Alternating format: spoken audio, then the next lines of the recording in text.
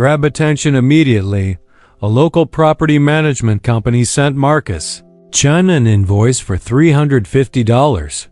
But here's the shocking part. It was for work done on HIS owned property that he never requested. When Marcus asked for proof, their manager laughed in his face and said, "That's just how we do things here." What happened next? That manager got the worst day of his professional life. Why this works? The viewer is instantly curious. Why would they charge him? The injustice sets in immediately overcharging on personal property is wrong. The manager's arrogant laugh triggers anger and anticipation. Viewers want to see justice ***. Build the story slowly and clearly ***. Marcus Chun, a 52-year-old accountant, had lived in the Oak Ridge apartment complex for 7 years. He was the kind of tenant every building wants. He paid his rent on time, kept his apartment clean, and never complained.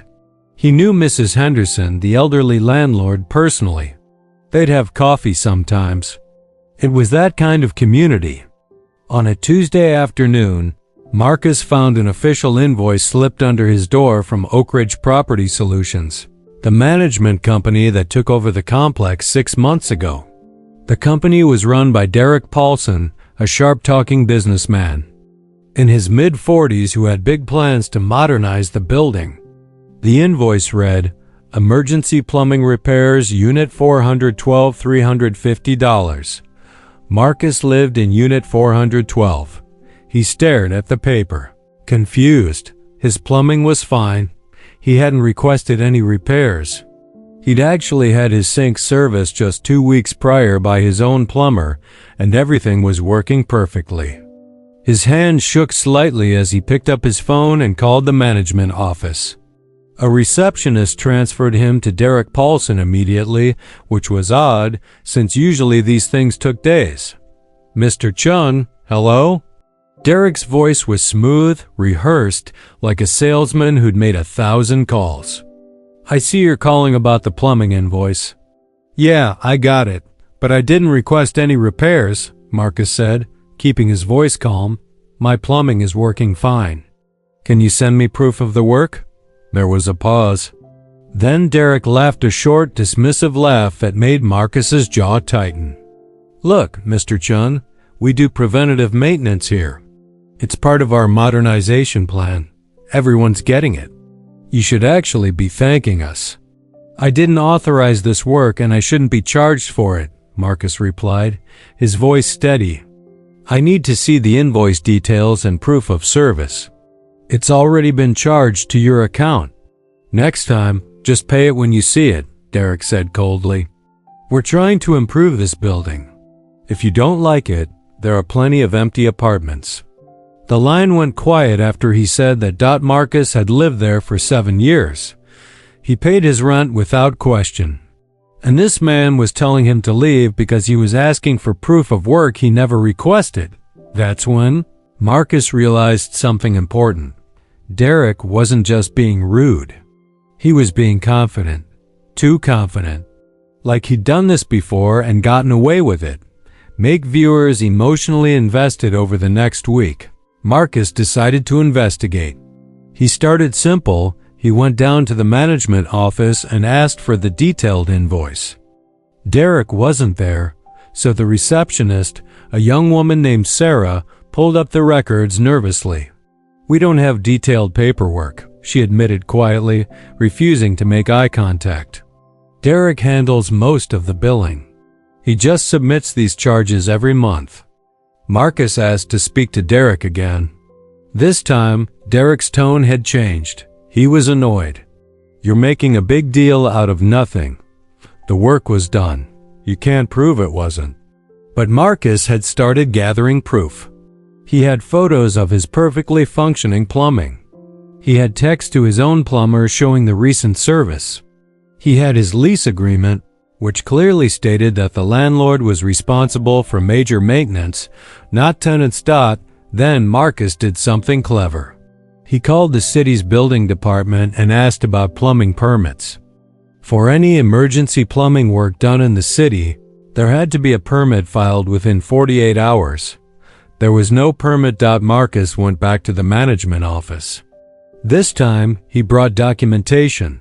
He showed Derek that there was no official permit for the work. Derek's face turned red. "Look, I don't appreciate your tone. We've already processed the charge. It's done. And frankly, if you keep pushing this, we might have to review your lease renewal. Tenants who cause problems tend to find themselves without housing." There was the threat. The implicit message. Stop asking questions, or you're out. Marcus left that office feeling something he hadn't felt in decades. Complete injustice. He wasn't just being overcharged, he was being intimidated. And he suspected he wasn't the only one. That night, Marcus did something his accountant's mind had been thinking about for days. He looked at the building's records, online public records, all legal. He checked other tenants' rent payment histories and cross-referenced them with the property. Management companies filed complaints. 17 other tenants had filed similar complaints about mysterious charges for work they never requested. 17. And Derek's company had only been managing the building for 6 months. The pattern was clear. Target long-term tenants. Charge them for fake repairs, and when they complain, threaten their lease renewal. Marcus realized this wasn't just about his $350. This was organized fraud. ***. Justice and instant karma ***. Marcus decided to go public, but he did it carefully.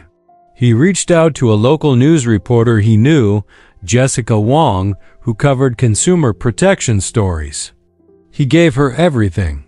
The invoice, the lack of permits, the recordings of his conversations with Derek, which were legal to record in his state, the public records of other complaints, and a list of the 17 other affected tenants. Jessica's eyes widened as she reviewed the evidence. "This is fraud," she said simply. "This needs to be reported." 2 weeks later, Jessica's news station ran an investigative piece titled "Local Property Management Company Accused of Systematic Tenant Overcharging." The report showed Derek's company had charged over 40 residents more than $18,000 in fake fees over 6 months.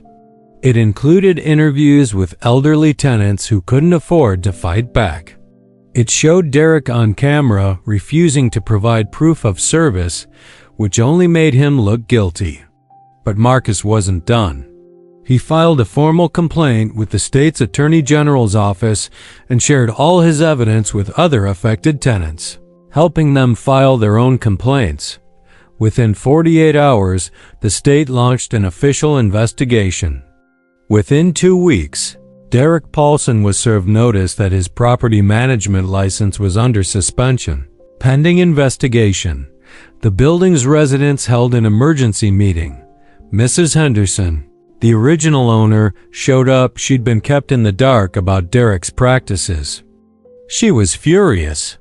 "I never authorized this," she said, her voice shaking with anger. "I trusted him to manage my building fairly. We're terminating his contract immediately." By the end of the month, Derek's company had refunded all 40 residents their money plus 15% interest as an apology. The state's investigation found evidence of a pattern. Derek had done this at 3 other properties he'd managed. Derek Paulson lost his license and faced criminal charges for fraud. The moral takeaway: Marcus Chun's story spread through the apartment complex like wildfire, and then to local news outlets, then to social media. People began commenting about their own experiences with shady management companies and landlords. Marcus did an interview where he explained his approach: documentation, patience, and refusing to be intimidated. "They counted on me being too tired to fight back," Marcus said on camera. "They expected me to just pay the $350 and forget about it. But I realized something important. If I didn't speak up, they'd keep doing this to others. Sometimes the bravest thing you can do is ask for the truth." 6 months later, Mrs. Henderson. made Marcus the building's tenant advocate, a volunteer position that gave him power to investigate complaints and represent residents' interests. The building's new management company? Completely transparent. Every charge has documentation. Every maintenance request is approved in writing. Marcus learned that sometimes injustice isn't solved by fighting alone. It's solved by documenting the truth, refusing to be silenced, and trusting that evidence speaks louder than authority. The lesson here is simple. Respect matters more than power. A company that disrespects its customers through fraud and intimidation will eventually fall. A single person who stands up with proof and persistence can change everything. ***. Have you ever been overcharged for something you didn't request? Have you seen injustice and wished someone would speak up?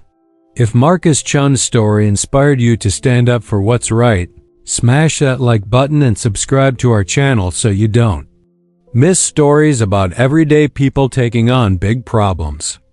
Leave a comment below with your own experience. Your story might be our next viral video. Thanks for watching, and we'll see you in the next one.